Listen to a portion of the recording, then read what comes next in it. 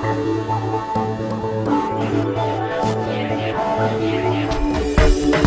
es varētu uzdot Dievam vienu jautājumu, tas būtu: kā lai es piedodu? Kādēļ Bībeli ir tik grūti saprast? Kāpēc tu man radīji tieši tādu?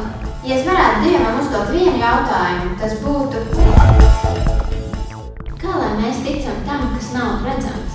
Kas tev radīja? Kas notiek, kad cilvēks nomirst? Ja es varētu uzdot Dievam vienu jautājumu, tas būtu: kādēļ tu glābi visus? Kādēļ tu pieļauj ciešanas? Vai tu mani mīli? Ja es varētu uzdot Dievam vienu jautājumu, tas būtu: vai tu man dzirdi? Kā ir ar citām reliģijām?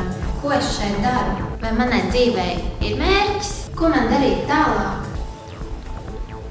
Kāpēc ir tāda sajūta, ka vienmēr kaut kā pietrūkst? Kā es varu būt droši, ka tu tiešām eksistē? Ja tev ir tik daudz atbilžu, kāpēc mums ir tik daudz jautājumu?